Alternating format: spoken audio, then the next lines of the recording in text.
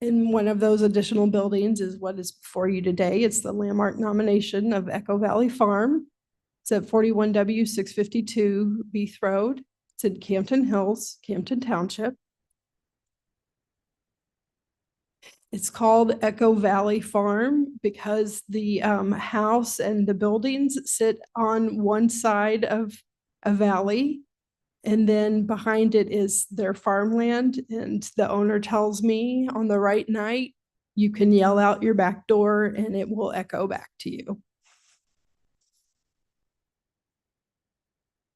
So here's a map showing where the property is located, kind of south central Campton Township. It is currently 11 acres.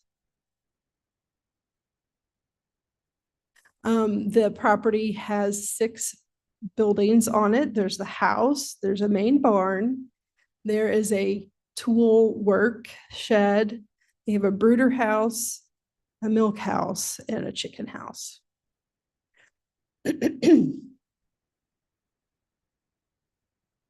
The house and what appears to be a barn first showed up on the Campton Township 1892 map. Within that red box, there is a black kind of square, and that represents a building on the old maps. And the open square represents a utilitarian structure. Then in 1904, we still see the original residence still in the same place. I wanted to also point out to you the surrounding property is owned by Nels Peterson. And there's a neighbor with the name Richmond on it to the left on this map. Nels Peterson, I wanted to point out distinctly to you because the future owner of the property of the Echo Valley Farm is actually Nels Peterson's daughter.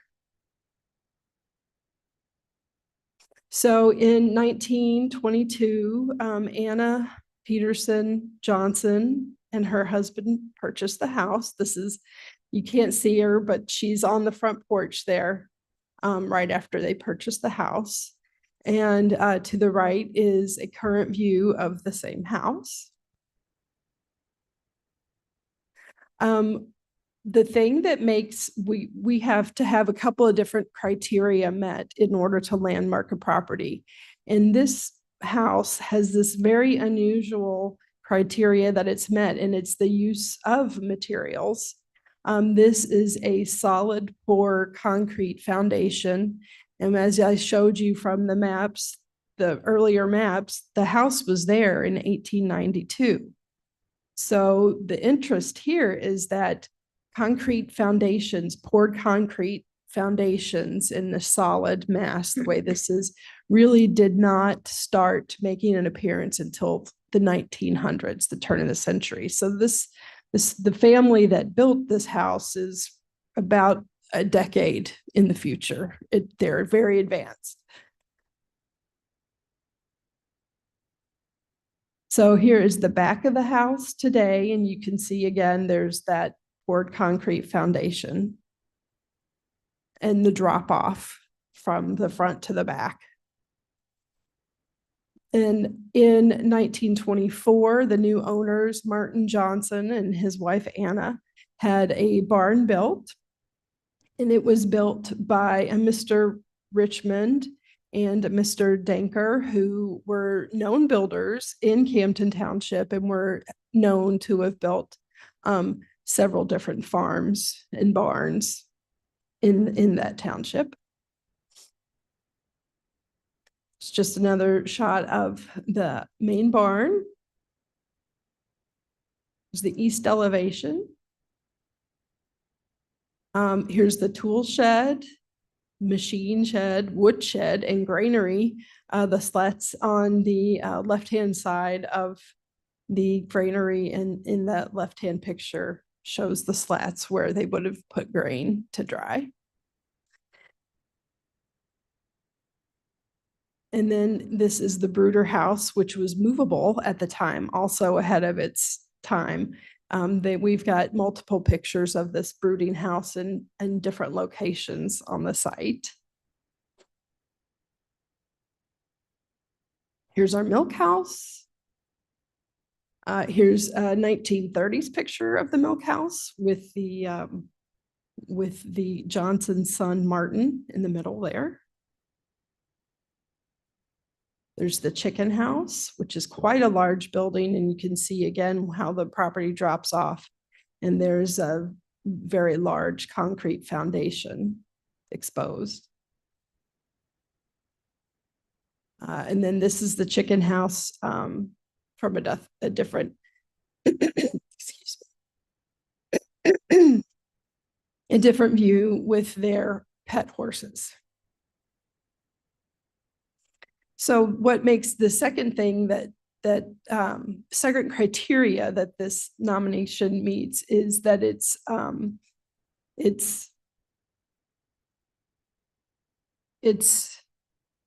the property has character, interest, or value, and is a part of the development and culture of the area, which could not be truer of this farmette, if you will, because of, and we're looking at about 11 acres.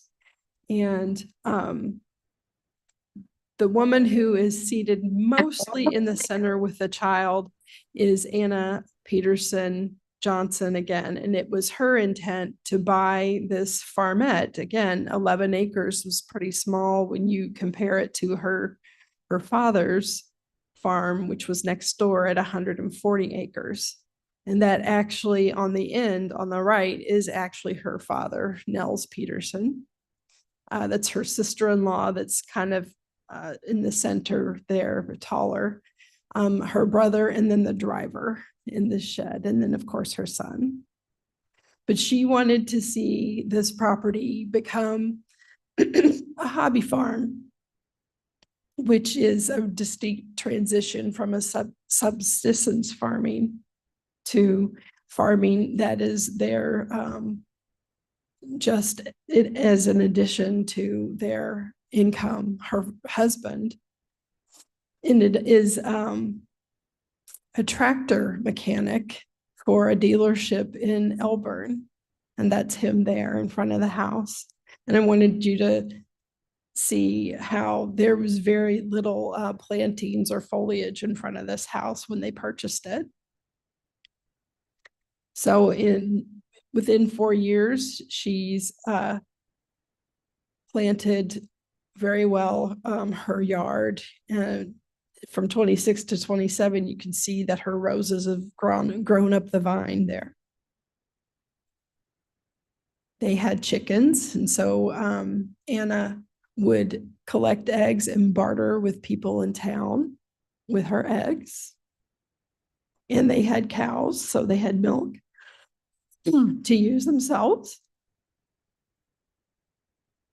And then here's a final picture of Anna working her hobby farm with her ducks. And this is a picture of Anna and her son Martin in 1933 with their 2 very new cars. In 1935, they built that dormer addition for their son to live in as a room, his bedroom, I should say. Oh, and also you can see they've enclosed that side porch by then. And then finally in the 1940s, they installed Insel brick on the outside, which is the, it's a fake bricks, if you will. I think it was put up just to modernize your house and maybe keep it a little warmer. So that is the end of my presentation. And I'm happy to take questions about it. Mr. Roth? Just one quick question. Whose district is this in? It is in Mr. Young's Okay, district. thank you. I have a question. Yes. So some of the slides show the properties in a bad state of repair. What's going to be done to restore the property? Currently, Mr. Johnson is seeking landmark designation so that he can take advantage of the property tax assessment freeze program, which means he gets to freeze his property taxes for 8 years if he spends 25% of the value of his property on rehabilitation. So he's, once we have this designation, he'll be able to follow through with that plan, and he will be roofing and painting and doing whatever structural things that need to be done. Okay, thank you. Thank you. Can I have a motion to approve ordinance number TMP? I lost it. 517. Already moved. Leonard seconds. Moved by Doherty, seconded by Mr. Leonard. Any further discussion? Seeing none, would you please call the roll? Doherty, Already yes. Garcia, yes. Iqbal, Iqbal, yes. Leonard, Leonard, yes. Berman, Berman, yes. Williams. Yes. Passes. Okay, moving on to our subdivision report. Ms. Walnick, is there anything to report? We do not have anything under subdivision, environmental resources, or water resources this month. Okay, moving on to Office of Community Reinvestment. Mr. Beck, are you on the line? I am online, Mr. Chairman. Floor is I yours. don't have anything specific for you this week or this month, but I am able to answer any questions. Are there any questions for Mr. Beck? Okay, thank you for joining us. Thank you. Is there any new business? All right. Reports will be placed on file. Is there a need for executive session? I don't believe so. Motion to adjourn. It just Oh. reports on file unanimous. Oh, I'm sorry. I should have asked for unanimous request for the reports. Thank you. I'll entertain a motion to adjourn. So moved. All in favor, say aye. Aye.